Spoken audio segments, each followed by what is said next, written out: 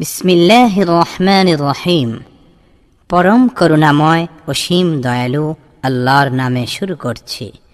কিতাবুল গোসল, গোসল অধ্যায়। এ প্রসঙ্গে মহান আল্লাহ রাব্বুল আলামিনের বাণী, وَإِن كُنتُمْ جُنُبًا فَاطَّهَّرُوا وَإِن كُنتُم مَّرْضَىٰ أَوْ عَلَىٰ سَفَرٍ أَوْ جَاءَ أَحَدٌ مِّنكُم مِّنَ الْغَائِطِ أَوْ لَامَسْتُمُ النِّسَاءَ فَلَمْ تَجِدُوا مَاءً فَتَيَمَّمُوا صَعِيدًا طَيِّبًا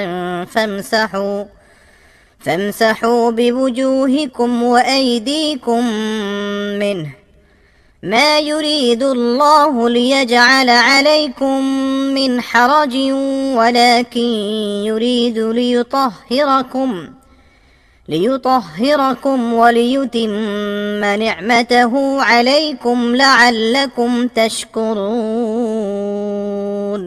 যদি তোমরা অপবিত্র থাকো তবে বিশেষভাবে পবিত্র হবে। তোমরা যদি পীড়িত হও বা সফরে থাকো বা তোমাদের কেউ শৌচাগার থেকে আসে অথবা তোমরা স্ত্রীর সাথে সঙ্গত হও এবং পানি না পাও, তবে পবিত্র মাটি দিয়ে তায়াম্মুম করবে এবং তা তোমাদের মুখে ও হাতে বোলাবে। আল্লাহ তোমাদের কষ্ট দিতে চান না, বরং তিনি তোমাদের পবিত্র করতে চান আর তোমাদের প্রতি তার অনুগ্রহ পূর্ণ করতে চান, যাতে তোমরা শুকর আদায় করো। সূরা মাইদা আয়াত 6। এবং আল্লাহ তাআলা আরো ইরশাদ করেন, ইয়া আইয়ুহাল্লাযীনা আমানু লা তাকরাবুস সালাতা ওয়া আনতুম সুকারা হাত্তা তা'লামু মা তাকুলুন ولا جنبا إلا عابري سبيل حتى تغتسلوا وإن كنتم مرضى أو على سفر أو جاء أحد منكم من الغائط أو لامستم النساء فلم تجدوا ماء فتيمموا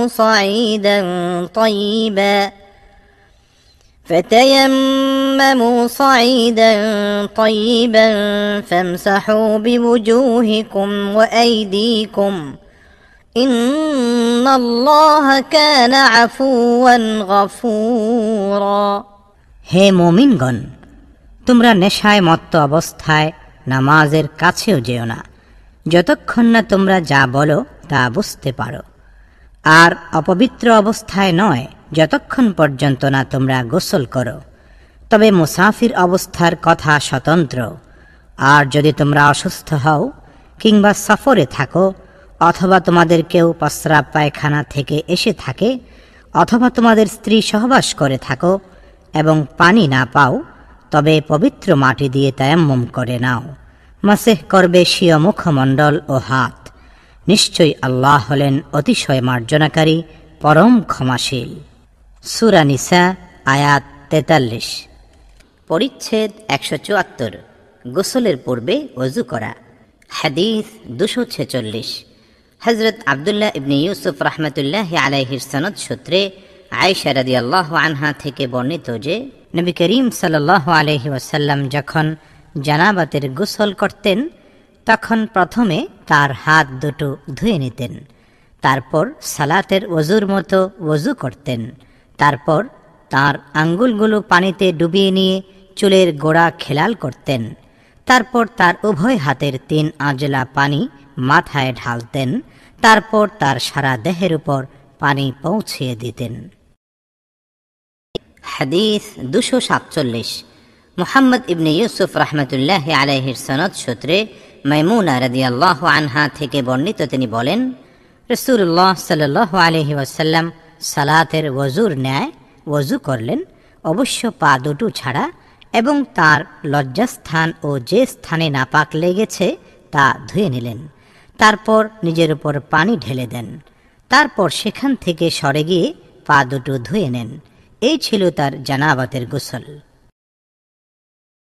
পরিচ্ছেদ 175, স্বামী স্ত্রীর একসাথে গোসল। হাদিস 248, হযরত আদম ইবনু আবি ইয়াস রাহমাতুল্লাহি আলাইহির সনদ সূত্রে আয়েশা রাদিয়াল্লাহু আনহা থেকে বর্ণিত, তিনি বলেন, আমি ও নবী করিম সাল্লাল্লাহু আলাইহি ওয়াসাল্লাম একই পাত্র থেকে পানি নিয়ে গোসল করতাম। সেই পাত্রকে ফারাক বলা হতো। পরিচ্ছেদ 176, একসা বা অনুরূপ পাত্রের পানিতে গোসল। হাদিস 249, হযরত আব্দুল্লাহ ইবনে মুহাম্মদ রাহমাতুল্লাহি আলাইহির সনদ সূত্রে আবু সালামা রাহমাতুল্লাহি আলাইহি থেকে বর্ণিত, তিনি বলেন, আমি ও আয়েশা রাদিয়াল্লাহু আনহার ভাই আয়েশা রাদিয়াল্লাহু আনহার নিকট গেলাম। তার ভাই তাকে রাসূলুল্লাহ সাল্লাল্লাহু আলাইহি ওয়াসাল্লামের গোসল সম্পর্কে জিজ্ঞাসা করলেন। তিনি প্রায় একসা অর্থাৎ 3 কেজির চেয়ে কিছু পরিমাণ বেশি এর সমপরিমাণ এক পাত্র আনালেন। তারপর তিনি গোসল করলেন এবং নিজের মাথার উপর পানি ঢাললেন। তখন আমাদের ও তার মাঝে পর্দা ছিল। আবু আব্দুল্লাহ বুখারী রাহমাতুল্লাহি আলাইহি বলেন যে ইয়াজিদ ইবনে হারুন রাহমাতুল্লাহি আলাইহি, বাহজ ও জুদ্দি রাহিমাহুমুল্লাহ, শুআবা রাহমাতুল্লাহি আলাইহি থেকে নাহওয়াম মিন সাইন এর পরিবর্তে কদরি সাইন একসা পরিমাণ এর কথা বর্ণনা করেন। হাদিস 250, হযরত আব্দুল্লাহ ইবনে মুহাম্মদ রাহমাতুল্লাহি আলাইহির সনদ সূত্রে আবু জাফর রাহমাতুল্লাহি আলাইহি বর্ণনা করেন যে তিনি ও তার পিতা জাবের ইবনে আব্দুল্লাহ রাদিয়াল্লাহু আনহুমা এর কাছে ছিলেন। সেখানে আরও কিছু লোক ছিলেন। তারা তাকে গোসল সম্পর্কে জিজ্ঞাসা করলেন। তিনি বললেন, একসা তোমার জন্য যথেষ্ট। তখন এক ব্যক্তি বলে উঠল, আমার জন্য তা যথেষ্ট নয়। জাবের রাদিয়াল্লাহু আনহু বললেন, যার মাথায় তোমার চাইতে বেশি চুল ছিল এবং তোমার চাইতে যিনি উত্তম ছিলেন অর্থাৎ রাসূলুল্লাহ সাল্লাল্লাহু আলাইহি ওয়াসাল্লাম, তার জন্য তো এ পরিমাণই যথেষ্ট ছিল। তারপর তিনি এক কাপড়ে আমাদের ইমামতি করেন। হাদিস 251, হযরত আবু নুআইম রাহমাতুল্লাহি আলাইহির সনদ সূত্রে ইবনে আব্বাস রাদিয়াল্লাহু আনহুমা থেকে বর্ণিত যে নবী করিম সাল্লাল্লাহু আলাইহি ওয়াসাল্লাম ও মাইমুনা রাদিয়াল্লাহু আনহা একই পাত্রের পানি দ্বারা গোসল করতেন। আবু আব্দুল্লাহ বুখারী রাহমাতুল্লাহি আলাইহি বলেন, ইবনে উয়াইনা রাহমাতুল্লাহি আলাইহি তার শেষ জীবনে ইবনে আব্বাস রাদিয়াল্লাহু আনহুমা এর মাধ্যমে মাইমুনা রাদিয়াল্লাহু আনহা থেকে ইহা বর্ণনা করতেন। তবে আবু নুআইম রাহমাতুল্লাহি আলাইহির বর্ণনাই ঠিক। পরিচ্ছেদ 177, মাথায় 3 বার পানি ঢালা। হাদিস 252, হযরত আবু নুআইম রাহমাতুল্লাহি আলাইহির সনদ সূত্রে জুবাইর ইবনে মুতঈম রাদিয়াল্লাহু আনহু থেকে বর্ণিত, তিনি বলেন, রাসূলুল্লাহ সাল্লাল্লাহু আলাইহি ওয়াসাল্লাম বলেছেন, আমি আমার মাথায় 3 বার পানি ঢেলে থাকি। এই বলে তিনি উভয় হাতের দ্বারা ইশারা করেন। হাদিস 253, মুহাম্মদ ইবনু বাশশার রাহমাতুল্লাহি আলাইহির সনদ সূত্রে জাবের ইবনে আব্দুল্লাহ রাদিয়াল্লাহু আনহুমা থেকে বর্ণিত, তিনি বলেন, রাসূল করিম সাল্লাল্লাহু আলাইহি ওয়াসাল্লাম নিজের মাথায় 3 বার পানি ঢালতেন। হাদিস 254, হযরত আবু নুআইম রাহমাতুল্লাহি আলাইহির সনদ সূত্রে আবু জাফর রাহমাতুল্লাহি আলাইহি থেকে বর্ণিত, তিনি বলেন, আমাকে জাবির রাদিয়াল্লাহু আনহু বলেছেন, আমার কাছে তোমার চাচাতো ভাই অর্থাৎ হাসান ইবনে মুহাম্মদ ইবনে হানাফিয়া এসেছিলেন। তিনি জিজ্ঞাসা করলেন, জানাবাতের গোসল কিভাবে করতে হয়? আমি বললাম, নবী করিম সাল্লাল্লাহু আলাইহি ওয়াসাল্লাম 3 আঁজলা পানি নিতেন এবং নিজের মাথার উপর ঢেলে দিতেন। তারপর নিজের সারা দেহে পানি পৌঁছিয়ে দিতেন। তখন হাসান আমাকে বললেন, আমার মাথার চুল খুব বেশি। আমি তাকে বললাম, নবী করিম সাল্লাল্লাহু আলাইহি ওয়াসাল্লামের চুল তোমার চেয়ে অধিক ছিল। পরিচ্ছেদ 178, একবার পানি ঢেলে গোসল করা। হাদিস 255, হযরত মুসা ইবনে ইসমাঈল রাহমাতুল্লাহি আলাইহির সনদ সূত্রে ইবনে আব্বাস রাদিয়াল্লাহু আনহুমা থেকে বর্ণিত, তিনি বলেন, মাইমুনা রাদিয়াল্লাহু আনহা বলেন, আমি নবী করিম সাল্লাল্লাহু আলাইহি ওয়াসাল্লামের জন্য গোসলের পানি রাখলাম। তিনি তার হাত 2 বার বা 3 বার ধুয়ে নিলেন। পরে তার বাম হাতে পানি নিয়ে তার লজ্জাস্থান ধুয়ে ফেললেন। তারপর মাটিতে হাত ঘষলেন। তারপর কুলি করলেন, নাকে পানি দিলেন আর তার চেহারা ও দুহাত ধুয়ে নিলেন। এরপর তার সারা দেহে পানি ঢাললেন। তারপর একটু সরে গিয়ে 2 পা ধুয়ে নিলেন। পরিচ্ছেদ 179। গোসলে হিলাব বা উটনির দুধ দহনের পাত্র বা খুশবু ব্যবহার করা। হাদিস 256। মুহাম্মদ ইবনুল মুসান্না রহমতুল্লাহ আলাইহির সনদ সূত্রে মা আয়েশা রাদিয়াল্লাহু আনহা থেকে বর্ণিত, তিনি বলেন, নবী করিম সাল্লাল্লাহু আলাইহি ওয়াসাল্লাম যখন জানাবাতের গোসল করতেন তখন হিলাবের অর্থাৎ উটনির দুধ দহনের পাত্রের অনুরূপ পাত্র চেয়ে নিতেন। তারপর এক আজলা পানি নিয়ে প্রথমে মাথার ডান পাশ এবং পরে বাম পাশ ধুয়ে ফেলতেন। 2 হাতে মাথার মাঝখানে পানি ঢালতেন। পরিচ্ছেদ 180। জানাবাতের গোসলে কুলি করা ও নাকে পানি দেওয়া। হাদিস 257। হযরত ওমর ইবনে হাফস ইবনে গিয়াস রাহমাতুল্লাহি আলাইহির সনদ সূত্রে ইবনে আব্বাস রাদিয়াল্লাহু আনহুমা থেকে বর্ণিত, তিনি বলেন, মাইমুনা রাদিয়াল্লাহু আনহা বলেন, আমি রাসূল করিম সাল্লাল্লাহু আলাইহি ওয়াসাল্লামের জন্য গোসলের পানি ঢেলে রাখলাম। তিনি তার ডান হাত দিয়ে বাঁ হাতে পানি ঢাললেন এবং উভয় হাত ধুইলেন। এরপর তার লজ্জাস্থান ধুয়ে নিলেন এবং মাটিতে তার হাত ঘষে নিলেন। পরে তা ধুয়ে কুলি করলেন এবং নাকে পানি দিলেন। তারপর তার চেহারা ধুইলেন এবং মাথার উপর পানি ঢাললেন। পরে ওই স্থান থেকে সরে গিয়ে 2 পা ধুইলেন। অবশেষে তাকে একটি রুমাল দেওয়া হলো, কিন্তু তিনি তা দিয়ে শরীর মুছলেন না। পরিচ্ছেদ 181। পরিচ্ছন্নতার জন্য মাটিতে হাত ঘষা। হাদিস 258। হযরত আব্দুল্লাহ ইবনে জুবাইর আল হুমাইদি রাহমাতুল্লাহি আলাইহির সনদ সূত্রে মাইমুনা রাদিয়াল্লাহু আনহা থেকে বর্ণিত, নবী করিম সাল্লাল্লাহু আলাইহি ওয়াসাল্লাম জানাবাতের গোসল করলেন। তিনি নিজের লজ্জাস্থান ধুয়ে ফেললেন। তারপর হাত দেয়ালে ঘষলেন এবং তা ধুইলেন। তারপর সালাতের ওযুর মতো ওযু করলেন।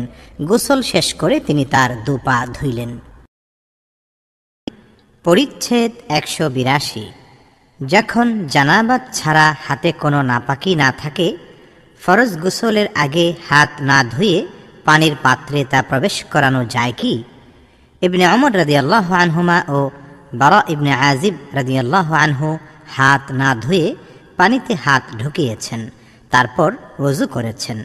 ইবনে ওমর রাদিয়াল্লাহু আনহুমা ও ইবনে আব্বাস রাদিয়াল্লাহু আনহুমা যে পানিতে ফরজ গোসলের পানির ছিটা পড়েছে তা ব্যবহারে কোনো দোষ মনে করতেন না। হাদিস 259। হযরত আব্দুল্লাহ ইবনে মাসলামা রাহমাতুল্লাহি আলাইহির সনদ সূত্রে আয়েশা রাদিয়াল্লাহু আনহা থেকে বর্ণিত, তিনি বলেন, আমি ও নবী করিম সাল্লাল্লাহু আলাইহি ওয়াসাল্লাম একই পাত্রের পানি দিয়ে এভাবে গোসল করতাম যে তাতে আমাদের দুজনের হাত একের পর এক পড়তে থাকত। হাদিস 260।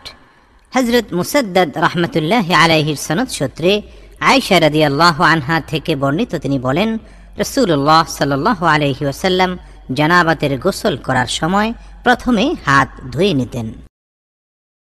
হাদিস 261।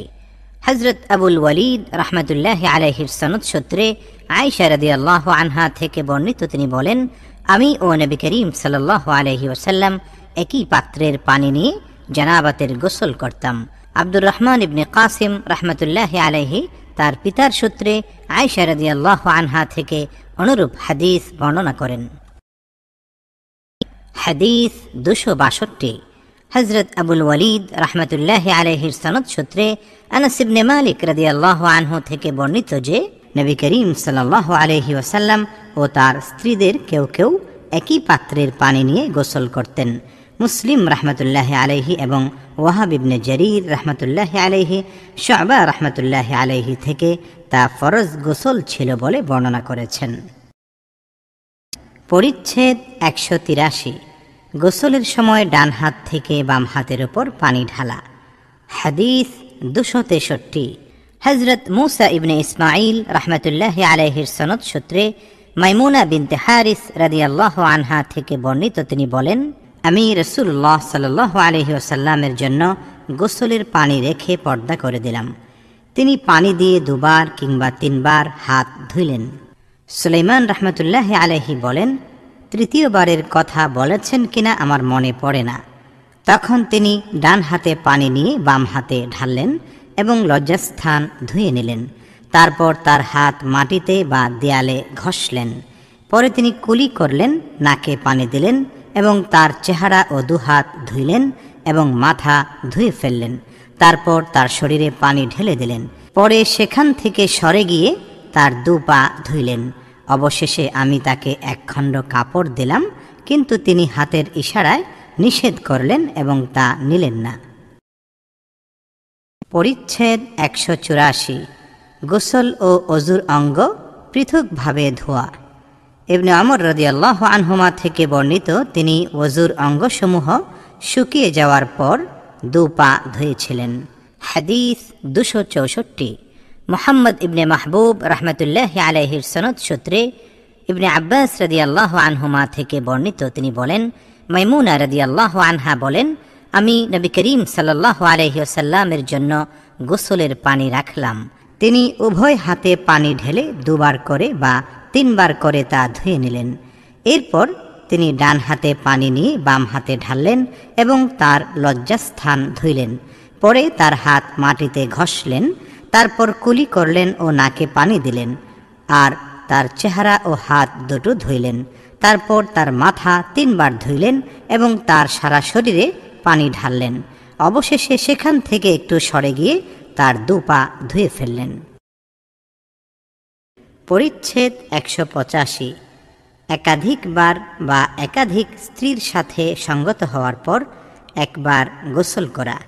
হাদিস 265।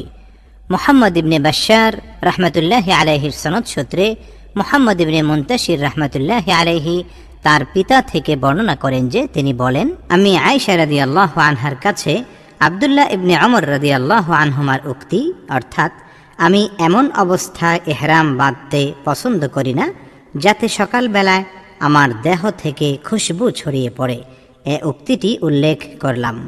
তখন আয়েশা রাদিয়াল্লাহু আনহা বললেন, আল্লাহ আবু আব্দুর রহমানকে রহম করুন। আমি রাসূলুল্লাহ সাল্লাল্লাহু আলাইহি ওয়াসাল্লামকে খুশবু লাগাতাম, তারপর তিনি তার স্ত্রীদের সঙ্গে মিলিত হতেন। তারপর ভোরবেলায় এমন অবস্থায় ইহরাম বাঁধতেন যে তার দেহ থেকে খুশবু ছড়িয়ে পড়ত। হাদিস 266। মুহাম্মদ ইবনে বাশশার রাহমাতুল্লাহি আলাইহির সনদ সূত্রে আনাস ইবনে মালিক রাদিয়াল্লাহু আনহু থেকে বর্ণিত, তিনি বলেন, নবী করিম সাল্লাল্লাহু আলাইহি ওয়াসাল্লাম তার স্ত্রীগণের কাছে দিনের বা রাতের কোনো এক সময়ে পর্যায়ক্রমে মিলিত হতেন। তারা ছিলেন 11 জন। বর্ণনাকারী বলেন, আমি আনাস রাদিয়াল্লাহু আনহুকে জিজ্ঞাসা করলাম, তিনি কি এত শক্তি রাখতেন? তিনি বললেন, আমরা পরস্পর বলাবলি করতাম যে তাকে 30 জনের শক্তি দেওয়া হয়েছে। সাঈদ রাহমাতুল্লাহি আলাইহি কাতাদা রাহমাতুল্লাহি আলাইহি থেকে বর্ণনা করেন, আনাস রাদিয়াল্লাহু আনহু তাদের কাছে হাদিস বর্ণনা প্রসঙ্গে 11 জনের স্থলে 9 জন স্ত্রীর কথা বলেছেন। টিকা, কোন কোন রিওয়ায়াতে রাসূল করিম সাল্লাল্লাহু আলাইহি ওয়াসাল্লামকে বেহেশতি 40 জনের শক্তি দান করা হয়েছে বলে উল্লেখ রয়েছে, এবং তিরমিজির বর্ণনায় একজন বেহেশতির শক্তি 100 লোকের শক্তির সমান বলে উল্লেখ করা হয়েছে। পরিচ্ছেদ 186। মজি বের হলে তা ধুয়ে ফেলা ও ওযু করা। হাদিস 267। হযরত আবুল ওয়ালিদ রাহমাতুল্লাহি আলাইহির সনদ সূত্রে আলী রাদিয়াল্লাহু আনহু থেকে বর্ণিত, তিনি বলেন, আমার অধিক মজি বের হতো। নবী করিম সাল্লাল্লাহু আলাইহি ওয়াসাল্লামের কন্যা আমার স্ত্রী হওয়ার কারণে আমি অন্য একজনকে রাসূল করিম সাল্লাল্লাহু আলাইহি ওয়াসাল্লামের কাছে এ বিষয়ে জিজ্ঞাসা করার জন্য পাঠালাম। তিনি প্রশ্ন করলে রাসূল করিম সাল্লাল্লাহু আলাইহি ওয়াসাল্লাম বললেন, ওযু করো এবং লজ্জাস্থান ধুয়ে ফেলো। পরিচ্ছেদ 187। খুশবু লাগিয়ে গোসল করার পর খুশবুর তাসির বা প্রভাব থেকে গেলে। হাদিস 268। হযরত আবু নু'মান রাহমাতুল্লাহি আলাইহির সনদ সূত্রে ইব্রাহিম ইবনে মুহাম্মদ রাহমাতুল্লাহি আলাইহি তার পিতা মুহাম্মদ ইবনে মুনতাশির রাহমাতুল্লাহি আলাইহি থেকে বর্ণনা করেন, তিনি বলেন, আমি আয়েশা রাদিয়াল্লাহু আনহাকে জিজ্ঞাসা করলাম এবং আব্দুল্লাহ ইবনে ওমর রাদিয়াল্লাহু আনহুমার উক্তি উল্লেখ করলাম যে আমি এমন অবস্থায় ইহরাম বাঁধা পছন্দ করি না যাতে সকালে আমার দেহ থেকে খুশবু ছড়িয়ে পড়ে। আয়েশা রাদিয়াল্লাহু আনহা বললেন, আমি রাসূলুল্লাহ সাল্লাল্লাহু আলাইহি ওয়াসাল্লামকে সুগন্ধি লাগিয়েছি। তারপর তিনি পর্যায়ক্রমে তার স্ত্রীদের সঙ্গে মিলিত হয়েছেন এবং তার ইহরাম অবস্থায় প্রভাত হয়েছে।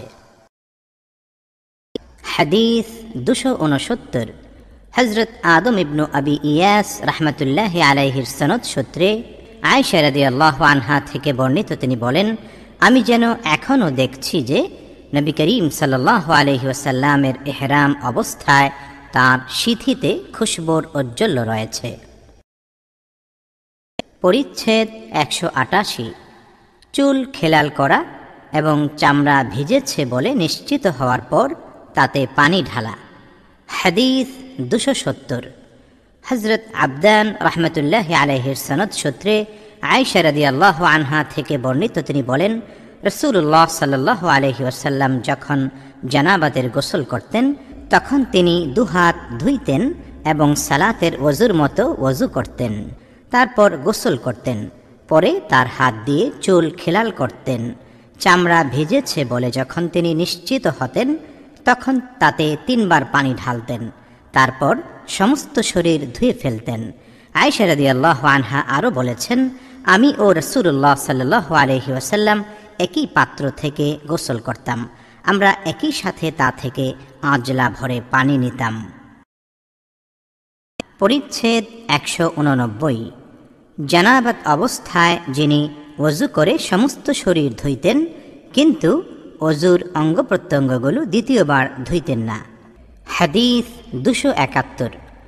হযরত ইউসুফ ইবনে ঈসা রাহমাতুল্লাহি আলাইহির সনদ সূত্রে মাইমুনা রাদিয়াল্লাহু আনহা থেকে বর্ণিত, তিনি বলেন, রাসূলুল্লাহ সাল্লাল্লাহু আলাইহি ওয়াসাল্লাম জানাবাতের গোসলের জন্য পানি রাখলেন, তারপর 2 বার বা 3 বার ডান হাতে বাম হাতের উপর পানি ঢাললেন এবং তার লজ্জাস্থান ধুইলেন। তারপর তার হাত মাটিতে বা দেয়ালে 2 বার বা 3 বার ঘষলেন।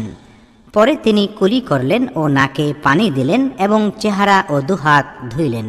তারপর তার মাথায় পানি ঢাললেন এবং তার শরীর ধুইলেন। একটু সরে গিয়ে তার 2 পা ধুইলেন।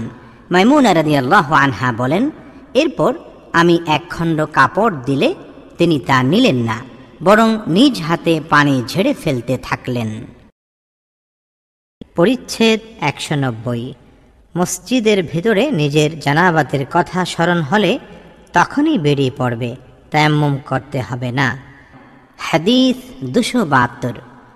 হযরত আব্দুল্লাহ ইবনে মুহাম্মদ রাহমাতুল্লাহি আলাইহির সনদ সূত্রে আবু হুরায়রা রাদিয়াল্লাহু আনহু থেকে বর্ণিত, তিনি বলেন, একবার সালাতের ইকামত দেওয়া হলে সবাই দাঁড়িয়ে কাতার সোজা করছিলেন। তখন রাসূলুল্লাহ সাল্লাল্লাহু আলাইহি ওয়াসাল্লাম আমাদের সামনে বেরিয়ে আসলেন। তিনি মুসাল্লায় দাঁড়ালে তার মনে হলো যে তিনি জানাবাত অবস্থায় আছেন। তখন তিনি আমাদের বললেন, স্ব স্থানে দাঁড়িয়ে থাকো। তিনি ফিরে গিয়ে গোসল করে আবার আমাদের সামনে আসলেন এবং তার মাথা থেকে পানি ঝরছিল। তিনি তাকবীর তাহরিমা বাঁধলেন আর আমরাও তার সাথে সালাত আদায় করলাম।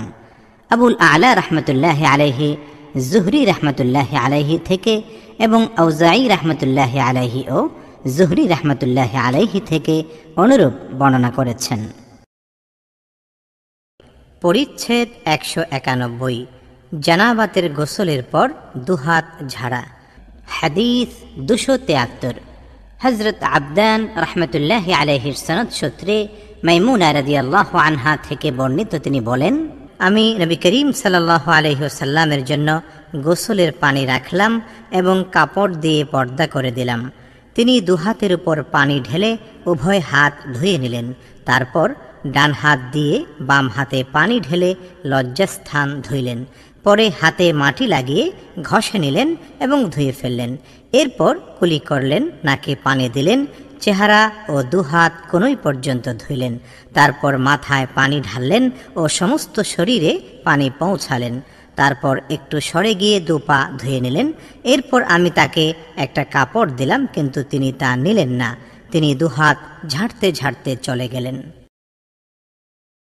পরিচ্ছেদ 192। মাথার ডান দিক থেকে গোসল শুরু করা। হাদিস 274।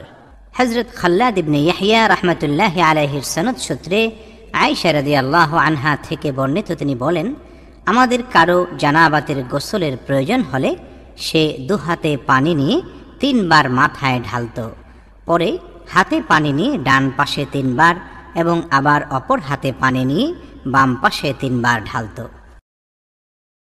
পরিচ্ছেদ 193। নির্জনে বিবস্ত্র হয়ে গোসল করা এবং পর্দা করে গোসল করা। পর্দা করে গোসল করাই উত্তম। বাহজ রহমতুল্লাহ আলাইহি তার পিতার সূত্রে তার দাদা থেকে বর্ণনা করেন যে রাসূল করিম সাল্লাল্লাহু আলাইহি ওয়াসাল্লাম বলেছেন, লজ্জা করার ব্যাপারে মানুষের চেয়ে আল্লাহ পাকই অধিকতর হকদার। হাদিস 275। হযরত ইসহাক ইবনে নাসর রাহমাতুল্লাহি আলাইহির সনদ সূত্রে আবু হুরায়রা রাদিয়াল্লাহু আনহু থেকে বর্ণিত, নবী করিম সাল্লাল্লাহু আলাইহি ওয়াসাল্লাম বলেছেন, বনী ইসরাইলের লোকেরা নগ্ন হয়ে একে অপরকে দেখা অবস্থায় গোসল করত, কিন্তু মূসা আলাইহিস সালাম একাকী গোসল করতেন। এতে বনী ইসরাইলের লোকেরা বলাবলি করছিল, আল্লাহর কসম, মূসা আলাইহিস সালাম কোষ বৃদ্ধি রোগের কারণেই আমাদের সাথে গোসল করেন না। একবার মূসা আলাইহিস সালাম একটা পাথরের উপর কাপড় রেখে গোসল করছিলেন। পাথরটা তার কাপড় নিয়ে পালাতে লাগলো। তখন মূসা আলাইহিস সালাম, পাথর আমার কাপড় দাও, পাথর আমার কাপড় দাও বলে পেছনে পেছনে ছুটলেন। এদিকে বনী ইসরাইলের লোকেরা মূসার দিকে তাকালো। তখন তারা বলল, আল্লাহর কসম, মূসার কোনো রোগ নেই। মূসা আলাইহিস সালাম পাথর থেকে কাপড় নিয়ে পড়লেন এবং পাথরটাকে পিটাতে লাগলেন। আবু হুরায়রা রাদিয়াল্লাহু আনহু বলেন, আল্লাহর কসম, পাথরটিতে 6 কিংবা 7টি পিটুনির দাগ পড়ে গেল। আবু হুরায়রা রাদিয়াল্লাহু আনহু আরও বলেন যে রাসূলুল্লাহ সাল্লাল্লাহু আলাইহি ওয়াসাল্লাম বলেছেন, একসময় আইয়ুব আলাইহিস সালাম বিবস্ত্রাবস্থায় গোসল করছিলেন। তখন তার উপর সোনার পঙ্গপাল বর্ষিত হচ্ছিল। আইয়ুব আলাইহিস সালাম তার কাপড়ে সেগুলো কুড়িয়ে নিচ্ছিলেন। তখন তার রব তাকে বললেন, হে আইয়ুব, আমি কি তোমাকে এগুলো থেকে অমুখাপেক্ষী করিনি? উত্তরে তিনি বললেন, হ্যাঁ, আপনার ইজ্জতের কসম, অবশ্যই করেছেন, তবে আমি আপনার বরকত থেকে বেনিয়াজ নই।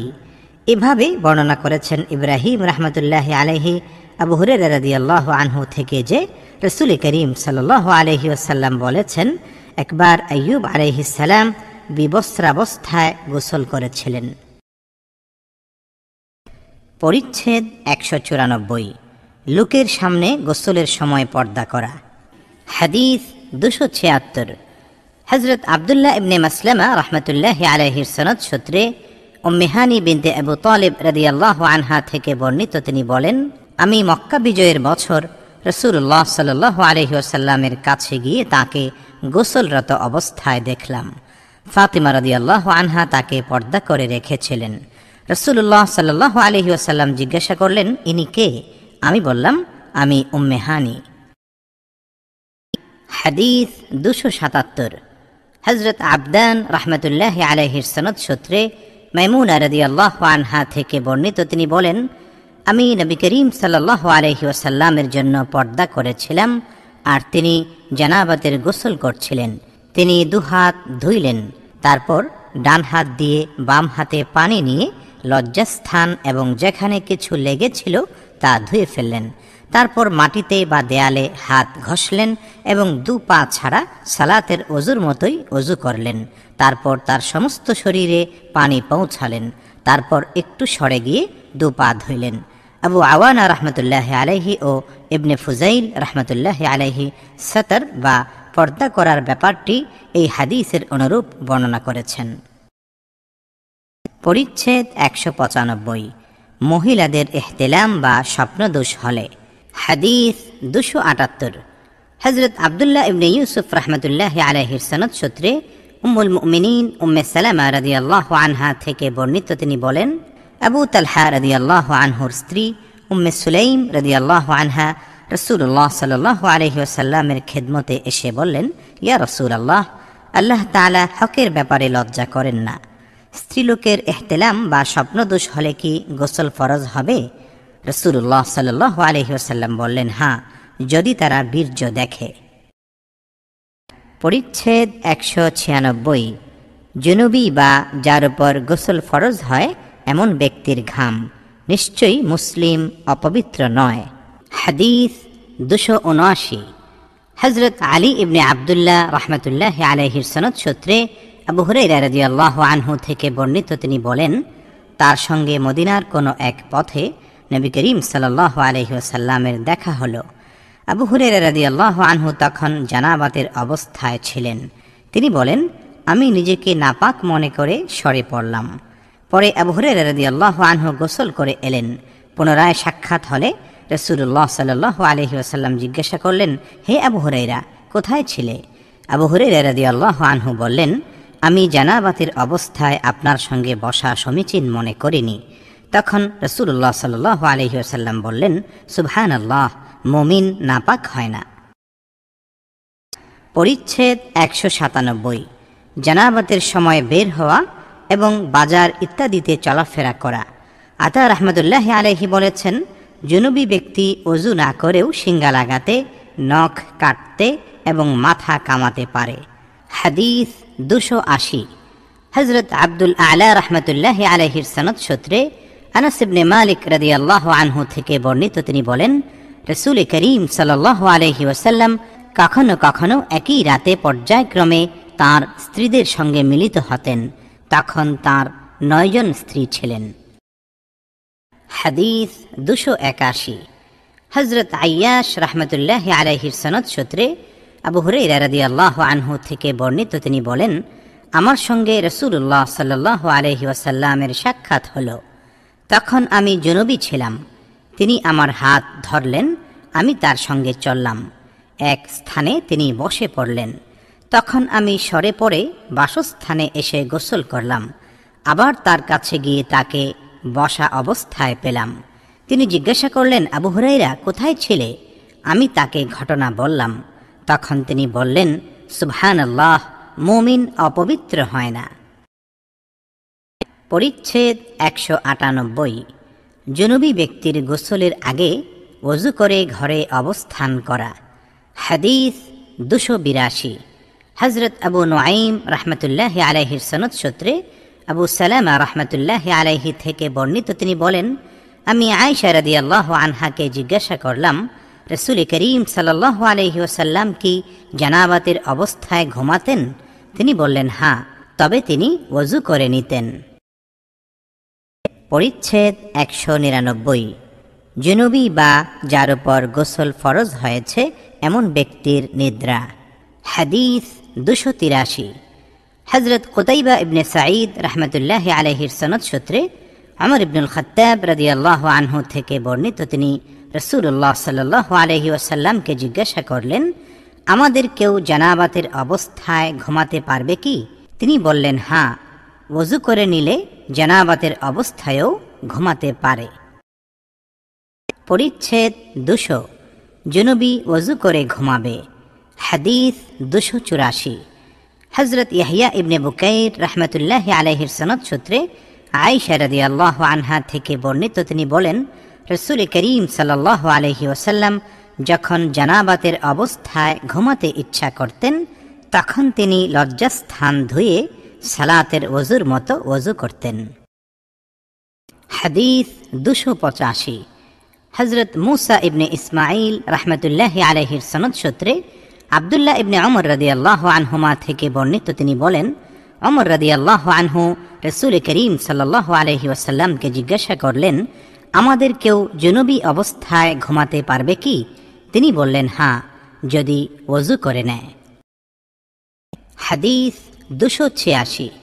হযরত আব্দুল্লাহ ইবনে ইউসুফ রাহমাতুল্লাহি আলাইহির সনদ সূত্রে আব্দুল্লাহ ইবনে ওমর রাদিয়াল্লাহু আনহুমা থেকে বর্ণিত, তিনি বলেন, ওমর ইবনুল খাত্তাব রাদিয়াল্লাহু আনহু রাসূলুল্লাহ সাল্লাল্লাহু আলাইহি ওয়াসাল্লামকে বললেন, রাতে কোনো সময় তার জানাবাতের গোসল ফরজ হলে তখন কি করতে হবে? রাসূলুল্লাহ সাল্লাল্লাহু আলাইহি ওয়াসাল্লাম তাকে বললেন, ওযু করবে, লজ্জাস্থান ধুয়ে নেবে, তারপর ঘুমাবে। পরিচ্ছেদ 201 দু লজ্জাস্থান পরস্পর মিলিত হলে।